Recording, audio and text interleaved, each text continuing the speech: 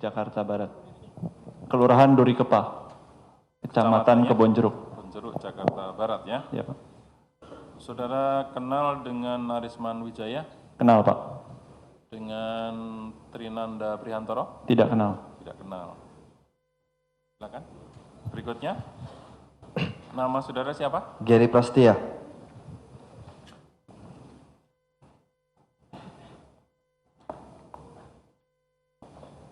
Gary Prastia ya. Ya. Lahir di mana, tanggal berapa? Jakarta 29 Mei 1988. Agama saudara apa? Islam. Islam ya. Pekerjaan saudara? Staf. Staf. Staf fraksi. Staf fraksi. Fraksi Partai Gerindra. Staf. Staf fraksi Partai Gerindra. Fraksi Partai Gerindra ya. Di sini ditulis staf pribadi. Iya. Anggota Sama. DPRD DKI Jakarta saudara M. Sanusi. Iya, sama. Ya. Tempat tinggal saudara di mana? Jalan Cempaka Baru 12. Nomor 23. Ya. Supaya ditambahkan Pak Jaksa, di sini nomornya tidak ada ya. Jalan Cempaka Cempaka Baru 12. Baru ya, ini Ya. kurang juga ya. Jadi Jalan Cempaka Baru 12 nomornya Nomor 23. Kelurahan Cempaka Baru, Kecamatan Kemayoran. Jakarta Pusat. ada 2 rumah atau 1 rumah? 1. 1. Ini ada lagi Iya, Jam 5 udah Bendungan pindah, Jam 2, udah nggak ditempatin lagi. ya? Sudah tidak ditempatin lagi. Sudah tidak ditempati. Yang Ya. ditempati di Jalan Cempaka Baru Ya, 12 yang sesuai KTP. Oke. Saudara kenal dengan Arisman Wijaya? Tidak kenal. Dengan Trinanda Prihantoro? Kenal. Kenal. Yang saudara kenal itu ada hubungan famili atau enggak? Tidak ada. Tidak ada ya. Silakan berikutnya. Nama lengkapnya siapa? Berlian Kurniawati. Berlian Kurniawati. ya? Kurniawati.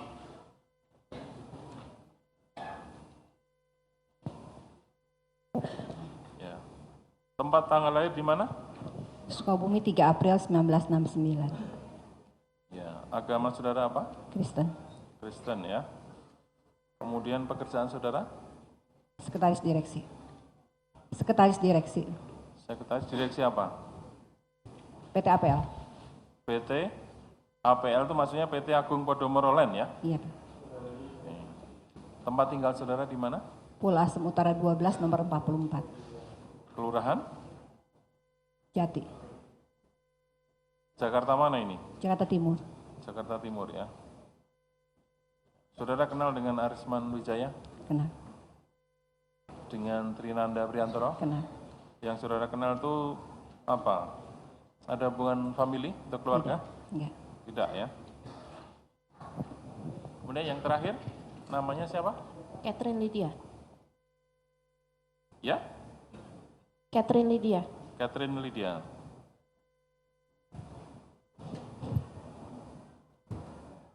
Tempat tanggal lahir di mana? Jakarta 19 April 1978. Agama saudara apa? Islam. Pekerjaan saudara? Sekretaris direksi.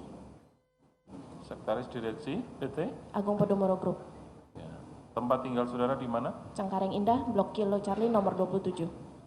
Kelurahan mana? Kecamatan mana? Kapuk, Jakarta Barat. Ada lagi alamat yang lain selain itu? Tidak ada. Tidak ya. Jadi saudara kenal ya dengan Arisman Wijaya, Kenal. dengan Trinanda Prihantoro? Kenal. Ada hubungan famili? Tidak ada. Tidak ada ya. Baiklah, saudara berlima akan disumpah atau mengucapkan janji dulu sebelum memberikan keterangannya. Dan yang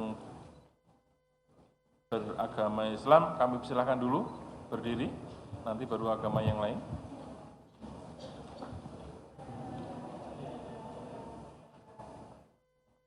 Supaya mengikuti yang saya ucapkan ya, berdua. Bismillahirrahmanirrahim.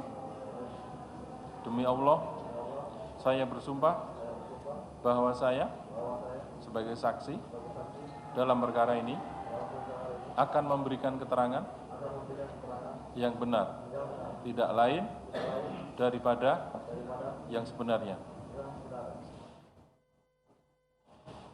Yang beragama Kristen, kami silakan.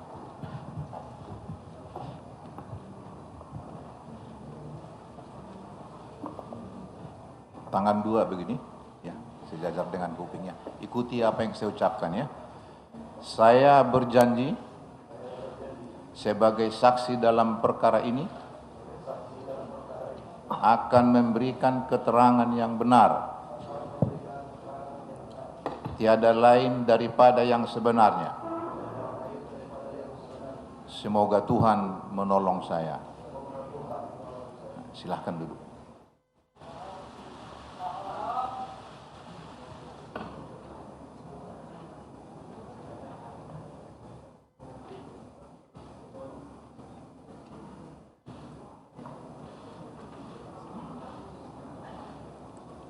Sebelumnya kami akan bertanya kepada penuntut umum. Ini ada 5 saksi ini, apakah satu dengan lainnya berkaitan langsung ataukah tidak? Silakan. Baik, terima kasih Yang Mulia. Kami berpendapat bahwa untuk saksi Saudara Basuki Cahayapurnama dan saksi Sunitan Wijaya, kami berpendapat ada saling keterkaitan. Kemudian saksi Gary, saksi Ibu Berliana dan saksi Ibu Catherine saling berkaitan.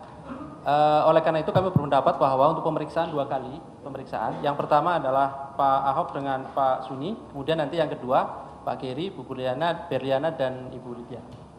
Itu yang mulia. Saudara penasihat hukum sudah mendengar, bisa diterima usulannya? Bisa diterima Yang Mulia. Diterima.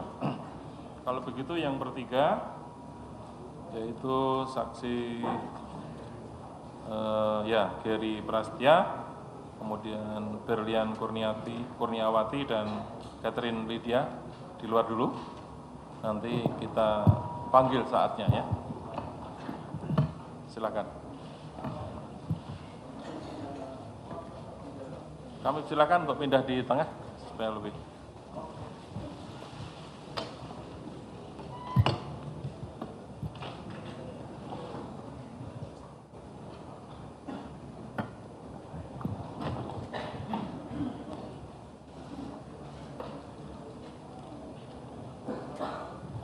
Sedikit kami bertanya dulu kepada Suni Tanuwijaya.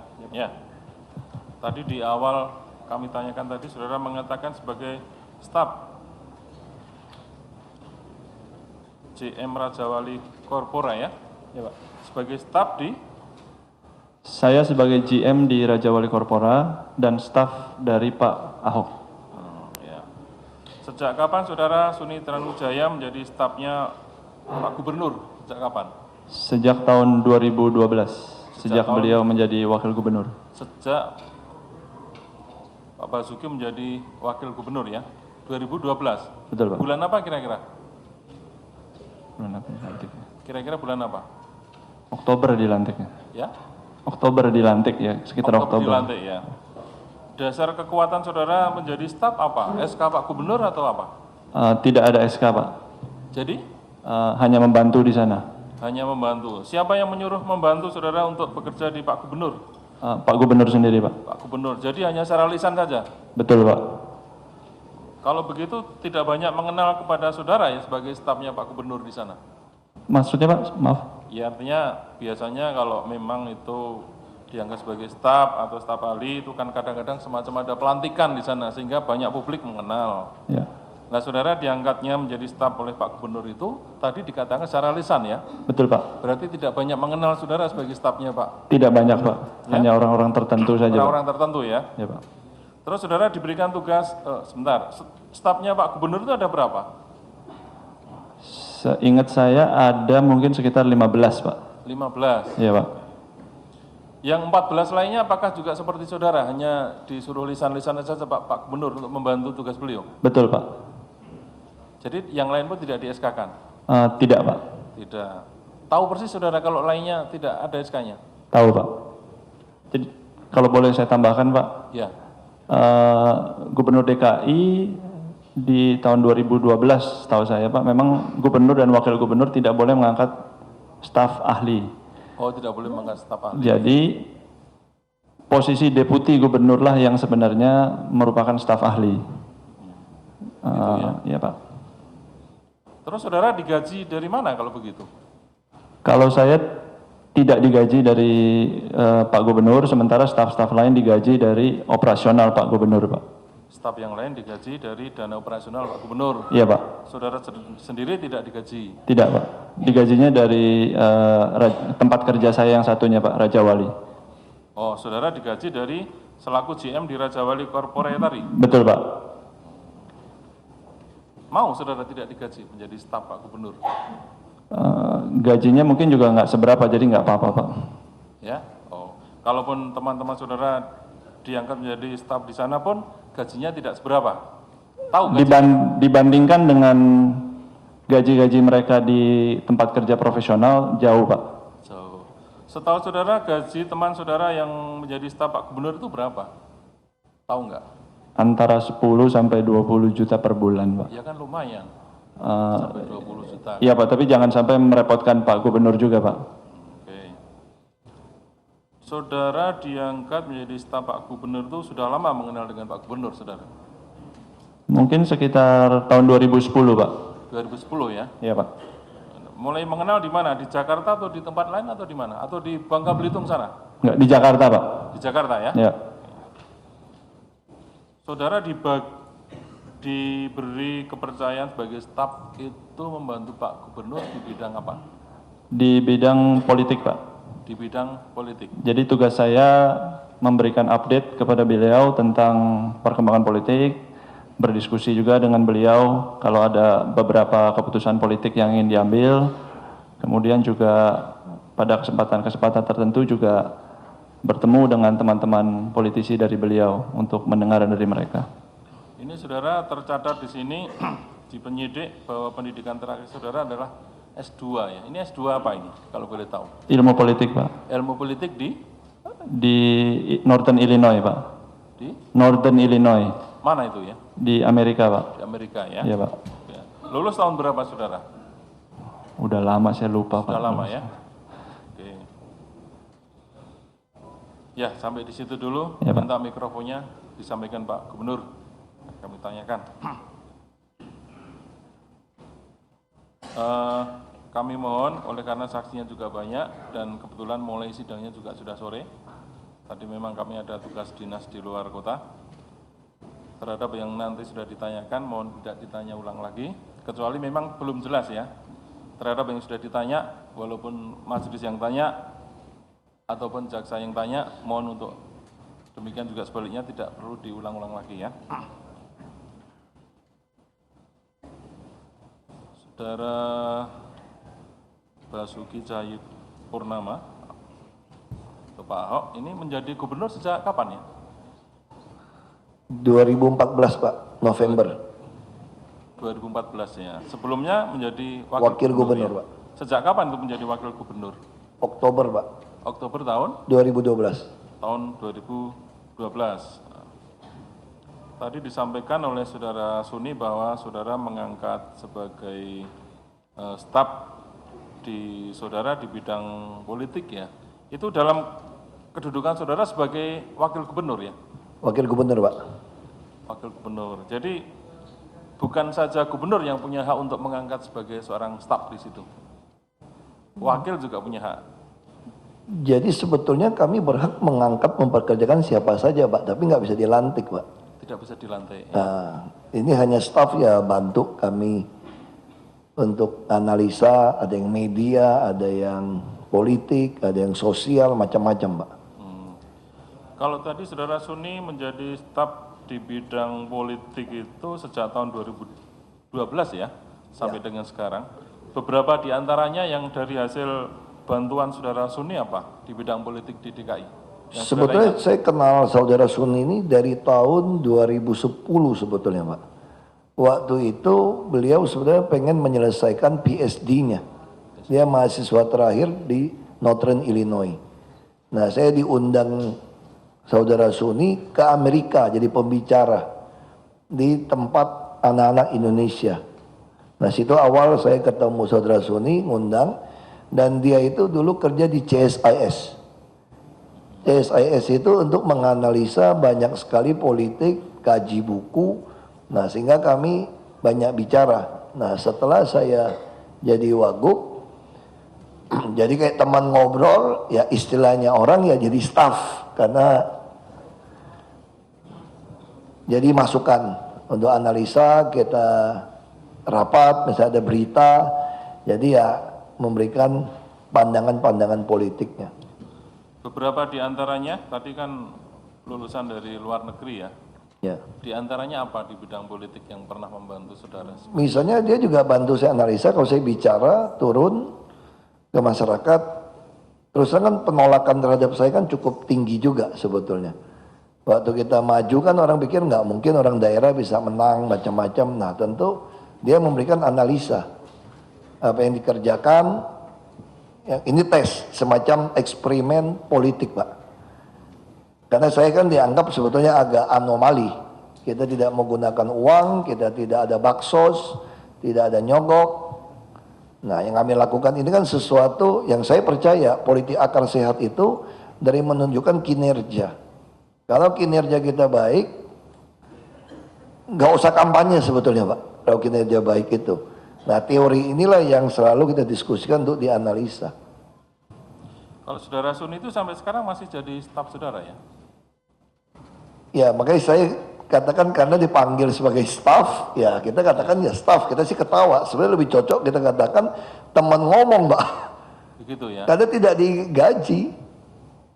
Tapi ada ya namanya staf ya, ada meja kursi yang memang disiapkan. Nah, kalau itu saya agak sedikit beda dengan gubernur lain, Pak. Jadi semua yang bantu saya itu satu ruangan kerja dengan saya.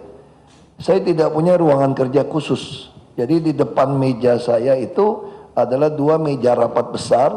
Semua staf, anak magang, siapapun yang ingin tahu bagaimana menjadi seorang gubernur bebas duduk saja di dalam saya. Tadi saudara di awal mengatakan kenal dengan Arisman Wijaya ya? Ya, kenal, Saudara Pak. mengenal Arisman itu sebagai apa? Saya tahu dia berhasil, termasuk angkatan muda yang berhasil jadi CEO di Agung Podomoro Group. Ya, Tarak Anita, saya juga anak di Pluit. Di antara teman-teman ya dia termasuk orang yang sukses. Sudah dipercaya menjabat banyak jabatan di Agung Podomoro Group. Artinya di bidang pembangunan ya ini ya, pengembang ya? Ya kan kita tinggal satu komplek, Pak. Kalau lagi banjir pasti ketemu. Ya kan banjir, apa dia sosial gitu kan, kita jadi tahu, kenal. Banyak kegiatan atau proyek-proyek pemerintah daerah Provinsi DKI yang banyak dilakukan atau dikerjakan oleh PT Agung Podomoro selama Ya ini? banyak, Pak. Di antaranya apa? Proyek swasta mereka, Pak. Tapi kami ada beberapa kewajiban seperti rusun dikerjakan oleh mereka. Jadi pengembang itu punya kewajiban sebetulnya untuk membangun rusun. Kami akan tanya berikutnya adalah berkaitan dengan istilah reklamasi ya. Ini yang baru-baru ini sedang mengemuka ya, termasuk di Lampung. Itu reklamasi itu apa sebenarnya? Jadi maksud dengan reklamasi itu apa? Terjemahannya reklamasi kira-kira ya menguruk laut kita kira-kira gitu, Pak, supaya jadi daratan. Jadi istilahnya pengembangannya itu laut di reklamasi itu ya disebut kegiatan penimbunan dan pengeringan laut di bagian pelautan Laut Jakarta. Apakah di Laut Jakarta selama ini masih dibutuhkan untuk reklamasi itu? Kalau kita melihat putusan Presiden nomor 52 tahun 95 dengan menimbang bahwa untuk mewujudkan fungsi kawasan pantai utara Jakarta sebagai kawasan andalan diperlukan upaya penataan dan pengembangan kawasan pantai utara melalui reklamasi pantai utara. Itu tahun berapa tadi? 95, Pak, nomor 52. Jadi apakah itu yang menjadi dasar hukum untuk adanya reklamasi di pantai utara? Iya. Selain itu ada lagi barangkali dasar hukum yang lain yang saudara tahu?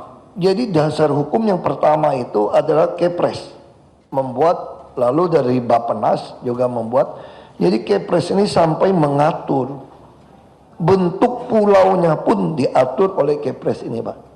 Jadi yang menentukan bentuk pulau, jumlah pulau semua adalah Kepres. Tahun 95, Pak. reklamasi yang saudara maksud di Pantai Utara itu sebenarnya sudah ada sejak kapan pengurukannya itu terjadi? Sebetulnya setelah tahun 95 Pak. Jadi di Kepres ini mengamanatkan di pasal 4, wewenang dan tanggung jawab reklamasi Pantura berada pada Gubernur Kepala Daerah Khusus Ibu Kota Jakarta. Nah setelah ini tahun 97 pertama kali dibuat reklamasi itu Pulau Manggala Karya Yuda MKY tahun 97.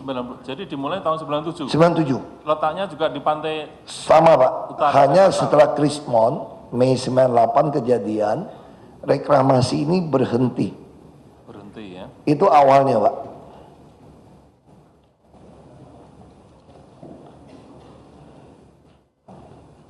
Ya. Terus kemudian kapan lagi diadakan pengurukan lagi atau reklamasi setelah tahun 97? Nah, setelah berhenti, lalu 2010 gubernur waktu itu juga memberikan izin prinsip, termasuk 2012 mereka mengeluarkan izin prinsip untuk reklamasi. Jadi itulah yang membuat mereka melanjutkan kembali. Ada berapa pulau yang sudah direklamasi sejak terbitnya aturan tahun 2005 tadi di Pantai Utara ini?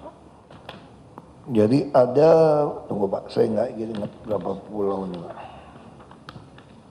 Ada beberapa pulau yang izinnya itu tidak melalui kami. Misalnya contoh pulau yang selesai, satu-satunya pulau yang sudah selesai dan dimanfaatkan adalah Pulau N, punya Pelindo Pak. N. Jadi yang kita kenal sebagai New Tanjung Priok itu adalah hasil reklamasi Pulau N. Dan masalah Pulau N ini udah selesai direklamasi Pak. Itu Pulau N. Nah yang Pulau C sama D ini kan lagi masalah Pak, baru selesai. Nah kalau pulau yang lain sedang lakukan pengurukan. Kalau Pulau G, saudara tahu? Pulau G tahu Pak, karena saya yang melanjutkan izinnya Pak. Sudah direklamasi ya? Sedang pelaksanaan reklamasi. Sedang pelaksanaan. Ya, Jadi belum selesai reklamasinya? belum Pak. Belum. Baru diterbitkan tahun 2014 kalau nggak salah. Saya lupa. Kemudian rencananya setelah pulau berapa di antara yang sudah disebut tadi sudah direklamasi, terus Pemda DKI, terus bagaimana cara mengatur setelah direklamasi? Terus mau ditata apa di atas tanah yang sudah teruruk tadi? Jadi kami itu mengacu kepada Kepres tadi, lalu mengacu kepada perjanjian kerjasama pengembang. Karena di dalam Kepres ini diamanatkan bukan hanya wewenang diberikan kepada gubernur, tapi juga diamanatkan dalam pasal 12, segala biaya yang diperlukan bagi penyelenggaraan reklamasi Pantura dilakukan secara mandiri oleh gubernur, kepala daerah khusus Ibu Kota Jakarta, bekerja sama dengan swasta. Swasta ya. Nah, jadi di sini diamanatkan ini Pak. Ya. Jadi tugasnya akhirnya kami harus membuat perjanjian kerjasama dengan pengembang. Perjanjian kerjasama yang saudara maksud apakah untuk mengatur terhadap tanah yang sudah direklamasi? Ya, Begitu ya? jadi di dalam Kepres tadi disebutkan juga tadi yang saya bacakan menimbang. Jadi bukan hanya untuk pengembangan dan penataan kawasan pantai utara melalui reklamasi, tapi dan sekaligus menata ruang daratan pantai yang ada secara terarah dan terpadu. Jadi dengan dasar inilah waktu gubernur yang lama tahun 97 membuat perjanjian kerjasama itu dengan PT Manggala Krida Yuda, karena ini yang pertama kali, kecuali Pulau N punya pemerintah ya dikasih saja Pak, tidak ada perjanjian ini. Nah di dalam perjanjian inilah disebutkan ada sumbangan pihak kedua berupa uang atau fisik infrastruktur di luar area pengembangan pihak kedua kepada pihak pertama dalam rangka menata kawasan pantai utara Jakarta sesuai Kepres nomor 52 tahun 1995. Nah ini yang jadi perjanjian 97 inilah model. Jadi kalau kita mau kasih izin pelaksanaan harus ada perjanjian kerjasama dua pihak. Pihak swasta yang saudara maksud apakah diantaranya adalah PT Agung Podomoro Land? Ya, betul. Ya. Apakah dalam hal ini berarti sudah mengadakan kerjasama dengan pemerintah daerah? Iya, kami ada perjanjian kerjasama. Itu untuk pengaturan di mana? Di reklamasi yang pulau apa itu? 2 pulau, Pak. 2 pulau apa saja? Ada pulau Untuk yang Muara Wisesa Ya. dan Jaladri Kartika Paksi. Ya. Itu ada nama pulau di pantai utara itu? Ada, Pak. Ada ya? Ada semua. Ini kayaknya pulau apa? Semboyan Angkatan Laut itu ya? Nama-nama itu tadi kayak ada Yellow River Saya apa tidak tahu, Pak, karena izin ini diberikan zamannya tahun 95 ketika presiden masih Pak Harto, Pak. Oke, ya. Kelihatannya Agung Podomoro, kalau saya lihat dari beberapa berkasnya itu, mereka bukan yang mendapatkan izin pertama. Beliau ini membeli saham PT yang mendapat izin di zaman Pak Harto. Gitu ya. Jadi bukan pembeli langsung ya? Bukan yang mengajukan Bukan yang izin. mendapatkan izin langsung ya? Dia membeli. Ya. Kemudian kemarin para saksi sudah diperiksa. Ini diantaranya adalah Ketua DPRD, juga kemudian komisi apa kemarin itu Balegda ya. Ini ada RZWP 3K, Rencana Zonasi Wilayah Pesisir dan Pulau-Pulau Kecil, dan RTRKSP, Rencana Tata Ruang Kawasan Strategis Pantai Utara. Saudara tahu tentang dua hal itu ya? Ya, ada 2 raperda itu yang diajukan oleh Pemda DKI kepada DPRD. Itu ada timnya tersendiri, Pak. Itu untuk mengatur pulau yang mana? Atau terhadap semua pulau yang sudah direklamasi? Atau hanya Jadi pulau-pulau tertentu? ada 2 perda yang harus dibuat untuk mengatur 17 pulau ini, Pak. 17 pulau Ya, jadi istilahnya kalau di darat sudah ada pengaturan rencana detail tata ruang untuk ngatur yang mana buat hotel, apa bisnis, pemerintah, sosial, fasos kan di darat sudah ada atur petanya, Pak. Nah, yang di pulau ini begitu jadi kan harus diatur juga. Nah, inilah yang belum diketok palu di DPRD. Dua raperda tadi diusulkan dari pemerintah, dalam hal ini pemerintah daerah provinsi. Kapan waktunya? Ingat nggak? Saya kira mungkin 2015 kali, Pak ya, saya kira. Lupa saya. 2015 ya. Saya kira mungkin 2014 atau 15 gitu. Kalau dari pemerintah, SKPD saudara, siapa untuk mengusulkan ini? Bapeda, Pak, yang lead. Bapeda ya? Ada sekda, ada Bapeda. Bapeda ya. Dan ada Biro Tata Ruang juga di bawah Terus sekda. bagaimana nasib kedua perda tersebut sekarang ini? Enggak diparipurnakan lagi, Pak. Tidak diparipurnakan. Ya. Kenapa tidak jadi paripurna? Tidak pernah quorum, Pak, Tidak DPRD-nya. pernah ada Quorum. quorum. Tapi pernah dilakukan pembahasan-pembahasan. Pembahasan sudah selesai, Pak. Yang kan ada 2 raperda. Raperda zonasi sudah selesai. Ya, Tinggal ketok palu saja, Pak. di rapat paripurna. Saya pun tinggal datang 3 kali batal terus. Itu ya. Kalau yang RTRKSP, Yang Pantura, Pak tata ya. ruang ya. Nah, itu ada masalah kalau nggak salah dengan, saya nggak tahu terbalik, mohon maaf Pak Hakim kalau saya terbalik yang mana. Tapi ada satu raperda itu tidak bisa selesai masalah kontribusi tambahan. Masalah kontribusi. Nah, tidak ada kesepakatan antara eksekutif dan legislatif. Itu ya. Kalau usulan dari pemerintah tentunya dibahas di forum DPRD ya. Biasa tuh ada timnya, Pak. Ya. Dan itu direkam biasanya dari Bapeda.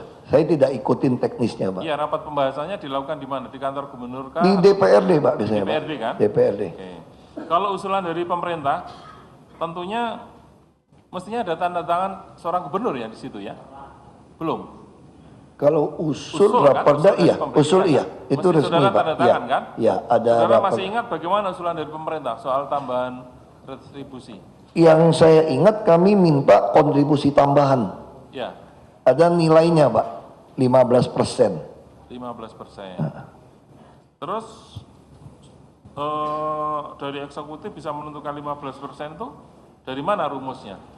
Jadi sebenarnya rumusnya gini Pak, tadi kan kita ada Kepres yang mengatur ada sekaligus menata ruang daratan pantai. Jadi orang buat pulau, jadi sekaligus mereka diwajibkan ngurusin daratan.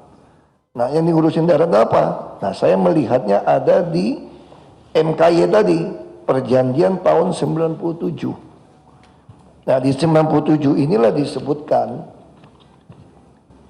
bahwa ada kontribusi merupakan sumbangan pihak kedua, uang atau fisik infrastruktur.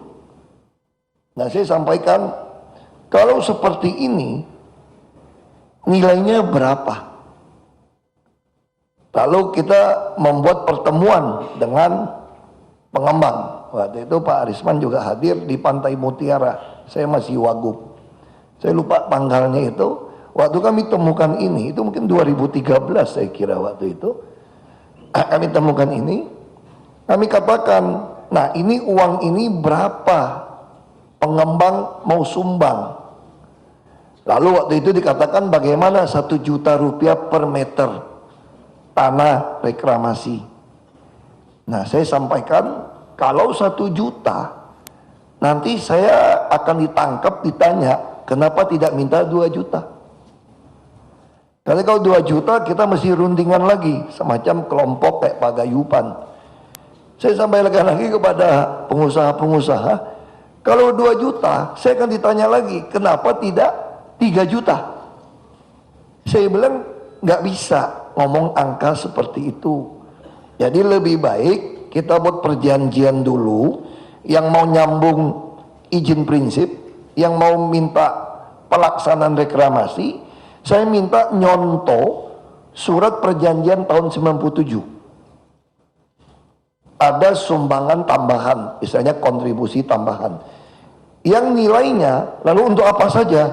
Nah di situ kita sebutkan, kan untuk mengatasi banjir, rumah pompa, jalan inspeksi, rumah susun, bendungan,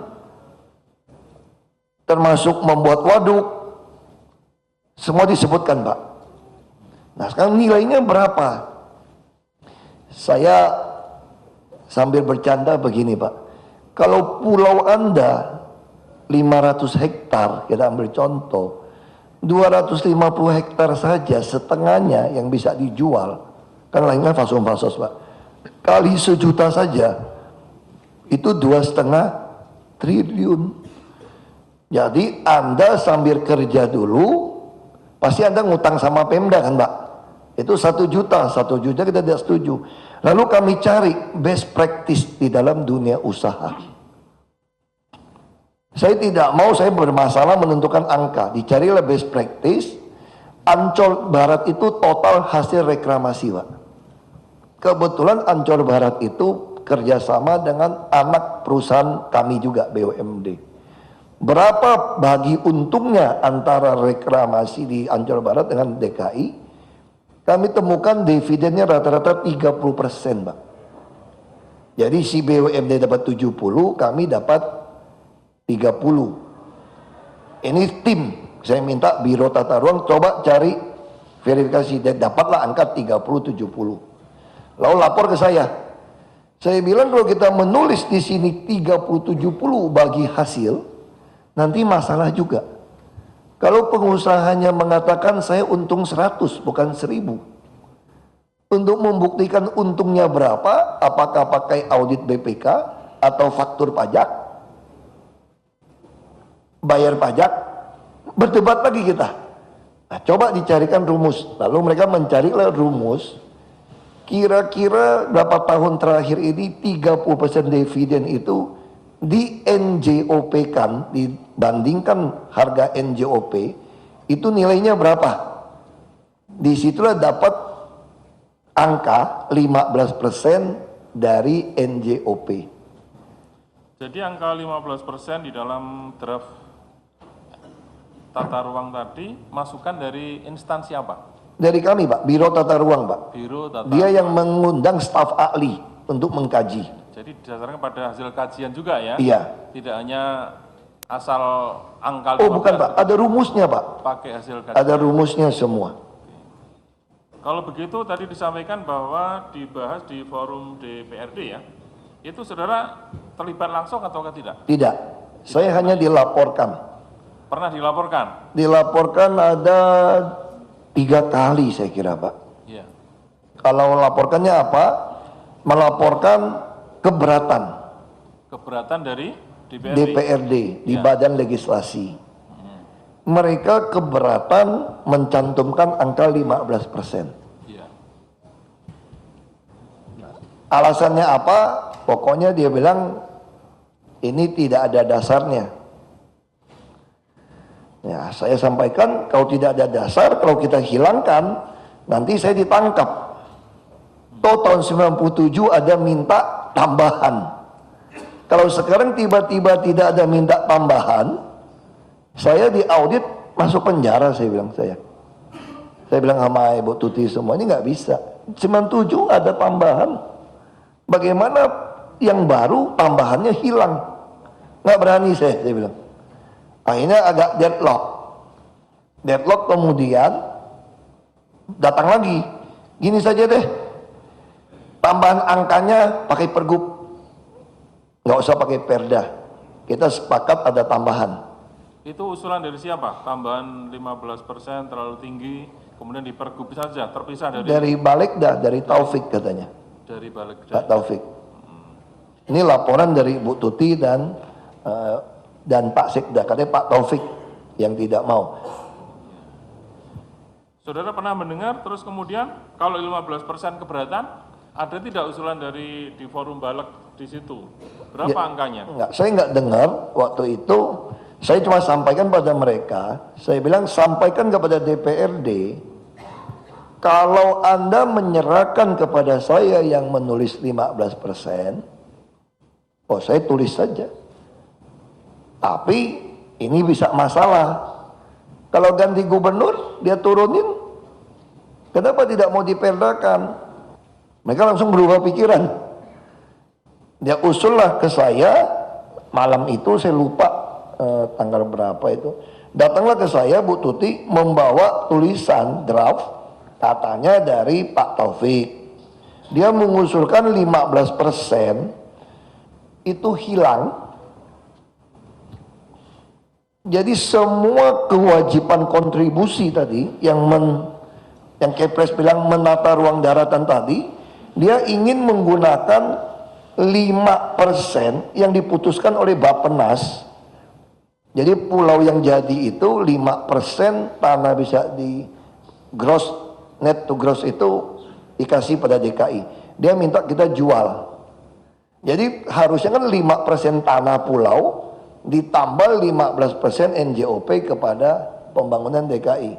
Nah tiba-tiba dia ngajukan kepada saya 15% hilang, mau ditukar kewajiban tambahan 15% itu dari penjualan tanah kami 5%. Makanya saya marah. Malam itu bulan Maret Pak. Saya marah. Dia bilang ini dari Pak Taufik. Saya bilang sama Bu Tuti, saya marah, orang gila ini. Ini bisa pidana korupsi nih. Balikin. Bilang sama dia, saya bilang dia gila kalau usulan seperti itu. Nah sejak itu deadlock Pak. Sampai sekarang ya? Ya dia diamin Pak, udah nggak ada lagi Pak. Jadi akhirnya yang disepakati antara pertemuan di forum Balegda antara pemerintah dengan DPRD tadi, apakah yang angka 15% tambahan kontribusi akhirnya Nggak ada sepakat akhirnya Pak. Kami tetap ngotot kalau tanpa 15% Pak, kami tidak mungkin Pak. Kenapa tidak mungkin? Ini hitungan staf saya saja Pak ya, simulasi hitungan saja. Kalau anggap 13 pulau ini langsung terjual 2016 saja dengan NJOP sekarang Pak. Dari 15% NJOP itu saya bisa dapat kontribusi 48 triliun Pak. Saya bisa langsung ini bangun kira-kira 120.000 rusun Pak dengan uang ini. 120.000 unit rusun. Kita bisa menyelesaikan juga tanggul A yang sesuai kajian Bappenas yang butuh 45 triliun. Saya berpikir menggunakan uang ini akan selesai. Makanya kami tetap ngotot, kalau dia penjualannya 10 tahun Pak, itu kira-kira skenario penyerapan 10% per tahun. Dari anggap dia uruk sampai jadi 2018 sampai jual 2027, kami akan mendapatkan kira-kira 158 triliun untuk kontribusi pembangunan mengatasi banjir di DKI.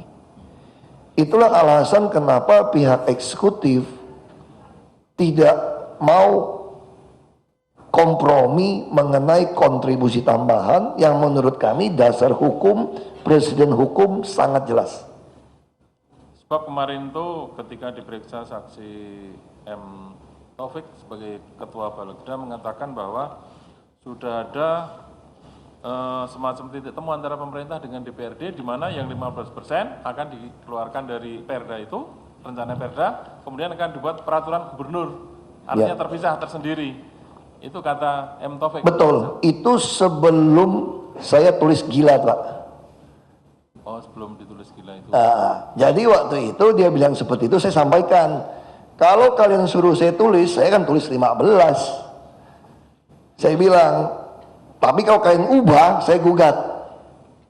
Kalau ada ganti gubernur, nah saya waktu itu ada bicara sama timnya eksekutif, saya bilang saya khawatir, kalau kasih pergubnya 15%, pergubnya saya yang tentukan, saya khawatir menjelang pilkada ini jadi jualan teman-teman itu. Siapa yang mau jadi gubernur kami, asal 15% dihilangin, kami akan dukung. Makanya saya bilang kalau itu bisa kerugian buat DKI.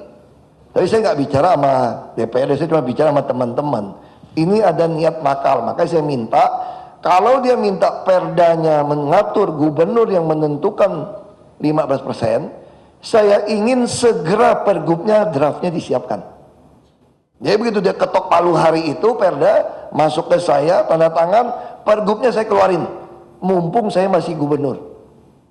Ya kalau nanti siapapun jadi gubernur pengganti saya, kalau dia merubah pergub 15%, saya akan laporkan kerugian negara. Nah saya betul-betul ngomong kayak gitu, si Taufiknya berubah pikiran. Tidak lagi disahkan lagi perdanya. Lalu dia masukkanlah yang 5% sebagai usulan. Oke.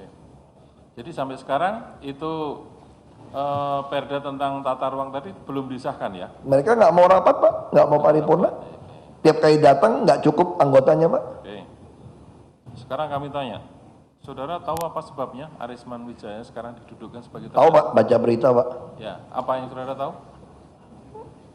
Kasih uang kepada Sanusi, Kasih uang kepada ketangkep KPK. berkaitan dengan apa yang saudara tahu? Ya, Saya nggak tahu Pak, kalau itu saya baca-baca berita saja. Bisa saja Pak, karena saya juga kenal Sanusi Pak. kenal ya. Coba sekarang saudara Suni kami tanya sedikit. Ya, tadi adalah staf di bidang politik ya kepada Gubernur DKI ya. Betul Pak. Kalau kaitannya dengan reklamasi saudara tahu? Tahu dalam hal apa Pak? Ya. Kalau reklamasi itu termasuk bidang politik atau bukan? Bukan Pak. Bukan. Artinya berkaitan dengan reklamasi soal rencana peraturan daerah saudara tidak tahu sama sekali? Ada beberapa yang saya tahu Pak. Ada tahu. Di perda yang mana? Kan tadi ada 2 perda. Di perda yang terkait dengan tata ruangnya Pak. Tata ruang ya. Saudara tahunya bagaimana tentang perda berkaitan dengan tata ruang? Karena dari beberapa pihak paguyuban reklamasi ada yang menyampaikan masukan-masukan mereka kepada Pak Gubernur melalui saya. Apa yang disampaikan masukan tersebut? Banyak sekali Pak, terutama tentang raperda itu. Jadi kalau boleh saya jelaskan Pak, selama terjadi diskusi antara tim pemerintah daerah dengan para stakeholders di pemerintah, memang kalau dilihat dari sisi pemikiran, ada perbedaan yang cukup mendasar. Karena dari tim pemerintah daerah itu memiliki konsultan yang isinya kebanyakan juga akademisi. Nah, jadi pemikiran mereka adalah pemikiran akademisi. Sementara dari pihak Paguyuban Reklamasi, cara berpikirnya lebih sebagai praktisi, Pak. Nah, dalam proses semua ini, meskipun tidak sering memberikan update kepada Pak Gubernur, setiap kali tim dari Pemda memberikan update kepada Gubernur, lebih banyak cara berpikirnya seperti cara konsultannya. Nah, kemudian dari pihak pengembang kan juga ingin memberikan masukan juga kepada Pak Gubernur untuk memberikan perimbangan lah dari cara berpikirnya gitu. Nah, tentu dari mereka tidak bisa melulu menyampaikan kepada Pak Gubernur hal-hal yang sangat teknis. Nah, itulah mereka menyampaikan melalui saya. Masukan-masukan dari pengembang yang akan disampaikan pada Pak Gubernur yang saudara katakan tadi melalui dilewatkan lewat saudara, Ya. itu apa diantaranya masukan dari pengembang? Masukan-masukannya, Pak. Ya, diantaranya. Mungkin satu contoh aja, Pak, ya, yang saya ingat mungkin. Misalkan terkait dengan posisi jalan yang menghubungkan antar pulau. Bagaimana mereka mengusulkan sebaiknya jalan jangan ada di bibir pulau, tapi di pertengahan pulau. Karena dari sisi analisa transportasi mereka lebih efisien. Misalkan seperti itu, Pak. Kemudian dari sisi misalkan cara menghitung luas pulaunya seperti apa, apakah itu di titik pasang atau di titik surut, misalkan seperti itu, Pak, masukan-masukan. Kalau berkaitan dengan tambahan kontribusi, apakah saudara pernah juga diberikan masukan yang untuk disampaikan Pak Gubernur dari pengembang? Saya kebanyakan hanya kalau terkait dengan tambahan kontribusi itu mendengar keluhan-keluhan aja, karena memang saya pikir sangat wajar ya. Dari sisi pengembang memang ada beberapa kali meskipun tidak secara langsung menyampaikan kepada Pak Gubernur mempertanyakan bahwa bagaimana ada beberapa yang memang sudah jelas di perjanjian kerjasama tidak ada angka kontribusi tambahan itu, kemudian serta-merta Gubernur memutuskan ada angka kontribusi ini. Keluhan-keluhannya seperti itu, Pak. Kalau ada keluhan dari pengembang berkaitan dengan tadi tata ruang yang akan disampaikan kepada Gubernur Ya. melalui saudara tadi, saudara keluhannya disampaikan secara lewat kantor atau lewat komunikasi telepon atau bertemu di mana? Kepada Pak Gubernur, Pak. Kepada saudara? Oh, di Balai Kota, Pak. Oh, di Balai Kota? Iya, Pak. Jadi pengembangnya datang? Ada beberapa yang datang, Pak. Ada melalui telepon barangkali juga? Atau Mungkin ada, Pak. Mungkin ada masukan-masukan, ada, Pak. Ya? Ya. Pernah juga bertemu di ini, keluhannya disampaikan di kantor Agung Podomoro? Tidak pernah, Pak. Tidak pernah ya? Ya. Pak Gubernur aja sebentar. Nah, ini mengenai 5% kontribusi dan tambahan 15%. Kemarin nih kata-kata saksi-saksi kemarin, kata dari balik ya. Kenapa enggak ajukan 20% atau 25% sekalian? Kenapa harus ada 5%, ada 15 gitu ya? Penjelasan mereka kemarin. Itu sesuatu yang berbeda, Pak. Jadi yang 5% itu adalah putusan dari Bappenas, Pak. Jadi waktu membuat tahun 97, Bappenas itu yang membuat hitungan, angkanya diberikan oleh Bappenas. Jadi pulau yang jadi disebutkan pertama, seluruh pulau yang jadi itu sertifikatnya HPL atas nama Pemda. Lalu dari tanah bisa dijual biasa lebih kurang setengah lah, Pak. Dari 15%? Enggak, nanti dulu Pak, 15%, mohon maaf Pak. Jadi yang pulau yang jadi ini, itu 5% tanah yang jadi, itu punya Pemda. Bukan bentuk uang Pak, 5% dalam bentuk luas tanah Pak. Ini dulu Pak. Nah, lalu di situ disebutkan ada kontribusi untuk membereskan daratan, menimbangnya kepres. Nah, membereskan daratan inilah yang tidak disebutkan berapa nilainya. Jadi kalau tadi 5% itu bukan uang, dalam bentuk tanah. Nanti tanah ini mau dipakai DKI untuk apa, haknya DKI.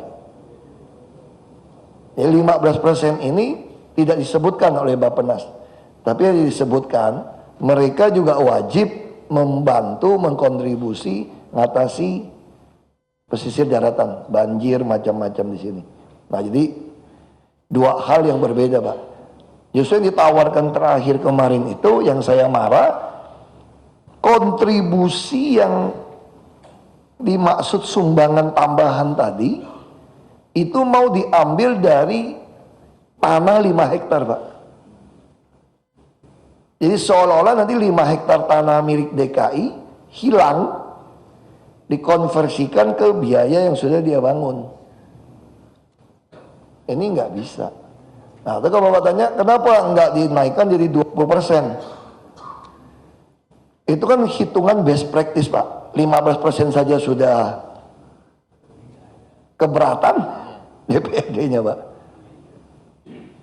Itu. Karena 20%, 15% dari hitungan. Jadi dalam best practice, dalam kerjasama orang yang punya tanah, kerjasama yang pemodal, ini kan laut nggak ada tanah, Pak. Dari nggak ada dijadikan ada.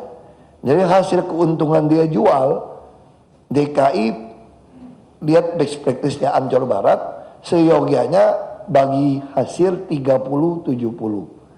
Jadi kalau 30-70 kalau dalam bentuk angka uang, saya khawatir kalau 10 tahun baru dijual pulaunya, tanahnya, Pak.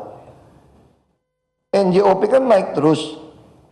Kalau dia hanya bilang bagi hasil sekian, ditentukan DKI rugi, Pak. Kalau pakai kali NJOP kan dia 20 tahun baru jual, DKI akan terus menikmati penghasilan dengan yang pas.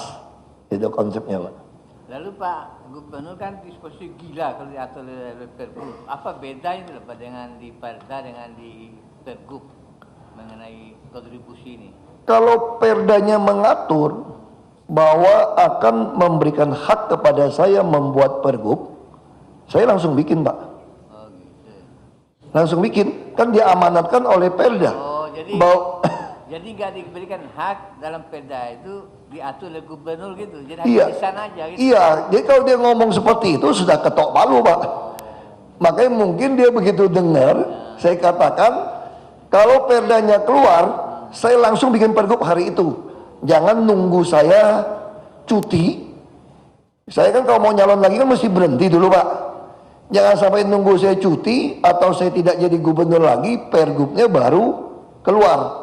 Kalau Pergubnya baru keluar, saya nggak tahu bisa berapa persen nanti. Kalau turun, nggak ada seorang pun pernah tahu. Saya pernah meminta hitungannya 15, Pak. Makanya saya bilang, Perda ketok palu hari ini. Bila perlu hari itu pun draft Pergub 15% sudah saya tanda tanganin. Supaya siapapun ganti saya nggak bisa bergerak. Habis dengar itu nggak jadi lagi, Pak, korupnya, Pak. Ya soalnya kemarin saya kan Ya. kan badan legislatif itu diisi dalam Perda itu diatur oleh Gubernur gitu. Enggak, Pak. Jadi lisan aja dia mereka. Mereka menolak, Pak. Oh. Jadi pertama kami ngajukan 15%. Lalu mereka mengatakan tidak ada dasar 15%. Kami tidak mau. Kami hanya mau mengatur ada kontribusi tambahan karena dasar hukumnya kuat. Ada Kepres dan Perjanjian 97. Tapi kontribusi tambahan ini nilainya yang akan ditentukan oleh gubernur kemudian.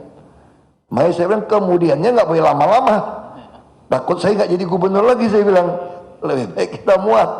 Begitu saya bilang kita mau muat, langsung nggak jadi lagi, Pak. Perda yang mengatur memberikan wewenang kepada gubernur, malahan mengusulkan draft yang ini mau menghilangkan 15%, biaya-biaya pembangunan kontribusi tambahan diambil dari 5% pulau. Jadi si pengembang akan mencaplok 5% kami diganti dengan uang membangun yang saya minta 15%, Pak. Namanya rugi dua kali. 5% hilang, 15 Hilang. nggak dapat. Maunya kami kan 5% dapat tanah, ikut terus sampai 50 tahun, 100 tahun tetap naik, ikut naik. Yang ini juga ikut NJOP pada waktu Anda menjual sebetulnya. Itu, Pak Hakim. Pak Gubernur ya. Ya, Pak. Baik. Selain Balegda yang keberatan terhadap tambahan kontribusi, ada pengembang yang keberatan enggak? Kalau saya ketemu pengembang Pak ya, nggak ada yang pernah ngomong keberatan Pak. Saya ketemu berapa kali saudara Arisman, Iya. maupun ketemu bosnya Pak Trihatma, nggak ada yang keberatan. Malahan Podomoro ini yang sudah bayar Pak, udah bangun Pak. Kalau keberatan berarti tidak ada alasan dong ya, tidak dimasukkan ke Perda mestinya. Makanya saya juga kaget gitu, kalau mereka keberatan harusnya dia tidak mau menyumbang kami. Ada enggak laporan dari Pak Suni itu? Pak Suni cuma ngomong-ngomong, wah kayaknya mungkin bos-bos keberatan. Saya sih jawabnya santai saja. Orang nggak ada yang ngomong sama saya kok, ngomong aja loh. Kan stafnya Bapak itu. Ya saya nggak mesti dengarkan staf Pak. Baik. Saya pernah berantem kencang sama dia waktu menentukan UMP. Dia kan lama di CSIS. Pak Sofian Wanandi masih Apindo waktu itu. Pak Sofian Wanandi bilang sama dia, bilang sama si Ahok, UMP yang ditentukan tuh nggak benar. Ini bisa bangkrut, bisa tutup semua pabrik-pabrik. Saya bilang sama dia, lu bilang sama Pak Sofian, lu mau tutup aja semua. Gue beli pabrik lu semua. Lalu dia ngatur, gimana temuin orang tua lah. Pak Sofian datang, ketemu saya, berantem Pak. Baik. Saya ribut mulut, saya bilang nggak ada urusan, putusan saya ya putusan saya. Baik. Kalau Anda nggak suka, bubar aja. Baik. Pak Gubernur nih mohon maaf, komunikasi dengan staf nih, dengan bawahan, baik Sekda maupun BPKD, komunikasi Raperda ini lancar Pak tidak sih komunikasinya? Bagus Pak tidak? Saya kira bagus, saya kan nggak ada masalah Pak. Soal Iya. Raperda ini nggak ada yang sensitif kok Pak. Karena Kan mengikuti semua norma-norma, nggak ada yang diperdebatkan sebetulnya. itu kemarin kan Pak Saiful Bututi kan sudah jadi saksi. Ya. Dikala ditanya oleh Balegda, apa sih dasar hukumnya mengenai pemasukan 15% itu? Katanya menurut Taufik, diskresi. Ini yang bahaya kan begitu. Karena diskresi itulah, maka Balegda membuat suatu analisis baru agar dimasukkan kepada Pergub saja, kan demikian. Dan Bapak pun katanya tidak menolak apa yang tadi dikatakan itu, betul kan? Persoalan kalau dasar hukumnya kuat, Pak Basuki pada waktu itu ada perjanjian tahun 97, ada Kepres, kenapa tidak diplot aja dipaksakan di dalam Raperda itu kan? Mereka kan menolak Pak. Ya, ini kan secara ekonomis kan menguntungkan masyarakat, betul? Betul. Pengusaha tidak keberatan. Iya, ada perjanjian. Iya, tentunya kan. Dan kita ada Undang-Undang Nomor 30 tahun 2014 Pak, Iya. tentang administrasi pemerintahan. Baik, kalau saja pengusaha tidak keberatan, Pemda diuntungkan, masyarakat diuntungkan pada umumnya misalkan, kenapa kok legislatif itu kok begitu ngotot gitu kan? Tentang pemasukan dari Perda, Raperda kepada Pergub. Dan Bapak amini kan begitu kan itu. Persoalannya begini, kalau itu betul Pergub, diskresi, takutnya itu betul Bapak. Ganti gubernur, ganti kewenangan, ganti lagi persentase kan begitu. Betul. Yang Bapak ketahui Raperda Saya berapa ketahui tahun gini nomornya? Pak, saya yakin kalau sudah sempat saya pergubkan Pak, dia nggak bisa ubah Pak. Karena kalau ubah pasti diaudit BPK, BPKP ketahuan. Kenapa gubernur yang lama sama seperti kasus ini kan Pak? Dasarnya apa? Ini kan bukan diskresi lagi Pak, ini kan ada dasar perjanjian 97. Baik, kalau Raperda sendiri, kalau apabila nanti diperdakan itu untuk berapa puluh tahun? Raperda bisa saja tahun depan berubah, tapi rubahnya kan susah Pak. Seluruh anggota DPRD mayoritas ditambah gubernur. Maksudnya kan tidak begitu. Apabila nanti Pergub itu diatur dalam satu pasal, di dalam Perda kan itu bermasalah. Artinya kalau Perda itu tidak berlaku, otomatis gubernur pun kan Pergub kan tidak berlaku. Kalau memang satu pasal diatur tentang itu kan begitu. Sepengetahuan saya tidak Artinya seperti itu berarti Pak. kan di sini apa Perda itu kan bisa dikatakan fleksibel. Kapan siapa pemimpinnya akan berubah sesuai dengan kebijakan. Tidak demikian, tidak dipikirkan itu. Saya pikir tidak semudah itu Pak. Biasa kalau di audit BPK, BPKP, kalau sudah ada angka, Iya betul. kalau dirubah angkanya lebih kecil Pak, Iya. pasti temuan Pak. Kalau itu dalam Pergub, kira-kira apa bentuk Pergub itu tentang 15% itu? Kami mengeluarkan banyak pergub Pak, termasuk Apa perjanjian koefisien luas termasuk bangunan. ini? nanti dalam juknisnya apa di pergub itu bentuk perjanjian atau apa gitu pengaturannya nanti? Pengaturannya langsung 15% kali NJOP Pak. Jadi setiap kali pengembang menjual tanahnya, Iya. tercatat di notaris, misalnya katakanlah dia menjual tanah 1000 meter persegi, Betul. seharga 20 juta, berarti 20 miliar. Maka kami langsung dapat nilai 3 miliar untuk bangunkan pompa dan sebagainya. Kontrolnya bagaimana? Pakai MAPI Pak. Jadi ada masyarakat appraiser Pak. Optim appraisal ya. Nah jadi kami tidak nilainya berapa, itu pakai appraiser yang menilai. Misalnya contoh, misalnya Agung Podomoro, dia membangun jalan inspeksi, dia ngaku-ngaku 100 miliar, mau serahkan kepada kami, lalu pakai asosiasi appraiser, kan dari Menteri Keuangan Mbak, diukur, ternyata ini barang cuma 60 miliar. Maka kami mencatat BAST, berita acara serah terima dari Agung Podomoro, hanya senilai 60 miliar Pak. Kalau 40 miliar bagaimana? Mereka rugi, ya rugi kamu. Baik. Kita nggak mau tahu. Nah itu cara kontrolnya Pak. Baik. Terhadap tambahan kontribusi, apakah memang sebelum raperda itu sudah ada kontribusi dari pengembang? Apa bentuknya? Kita apa, sudah ada Pak, rusun Di mana itu? di Danmogot dan Waduk Pluit. Diatur di mana nanti itu? Perjanjian Pak, makanya saya katakan waktu itu kan mereka kan agak keberatan. Kok ini belum jelas, kok kami sudah bayar dulu. Nah saya bicara gini, kalian kan sepakat kasih 1 juta per meter. Sebelum kita formulakan rumus, memakai staf ahli. Mereka udah pernah tercetus dalam mulutnya, bagaimana kalau kami menjalankan kontribusi tambahan ini 1 juta rupiah per meter. Jadi mengacu aturan kemana perjanjian itu? Kan gini Pak, Kan raperdanya belum Kepres Pak, Kepres dan perjanjian. Perjanjian tahun 97. Tahun 97 sudah ada presiden hukum, pengembang reklamasi itu memberikan kontribusi. Hanya nilainya kita tidak pernah baca di sini. Itu yang saya katakan, kalau tidak disebutkan angka, ini liar nanti. Kalau gubernur yang tidak jujur, ini jadi uang ini Pak. Bapak bisa lihat kajian saya itu bisa 48 triliun. Kalau 1 tahun anggap terjual 2016. Bagaimana kalau dianggap penjualannya bertahap sampai 2027? 158 triliun. Ini sepanjang masa ini, DKI bisa nggak punya uang pembangunan. Baik. Itu pemikiran saya seperti itu Pak. Itu kan begini, harapan pengembang dengan memberikan kontribusi itu kan endingnya kan izin reklamasi itu kan sama RPK Pantai Pantura kan. Ya.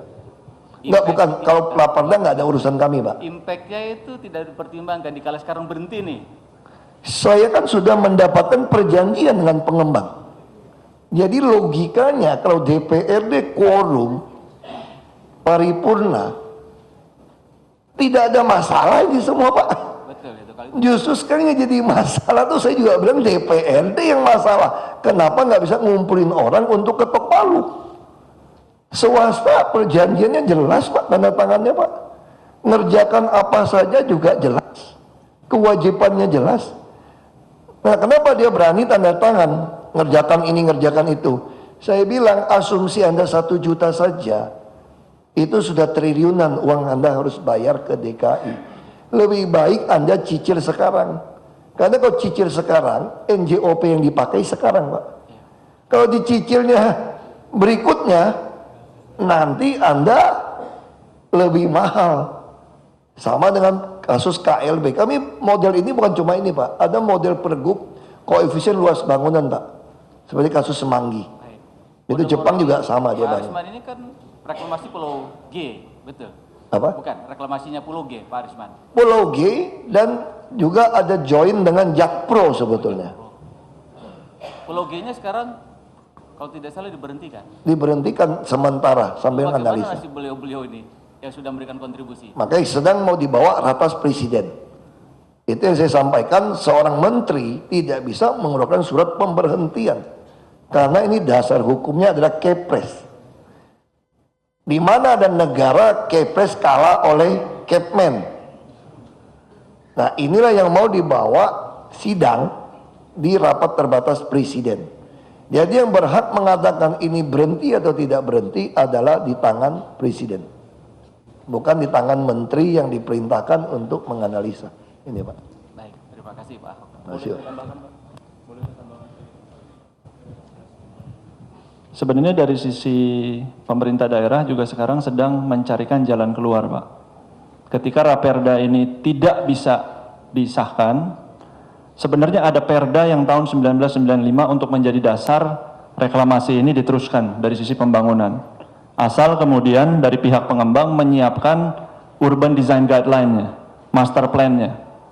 Nah, tapi memang sampai hari ini masih ada perdebatan hukum di situ, tapi pemerintah daerah saat ini sedang meminta fatwa kepada Mahkamah Agung untuk mempertanyakan apakah boleh menggunakan perda yang ada sekarang dengan dasar master plan-nya untuk kemudian bisa melanjutkan proses reklamasi ini. Jadi dari Pemda ini ada usaha kalau saya lihat.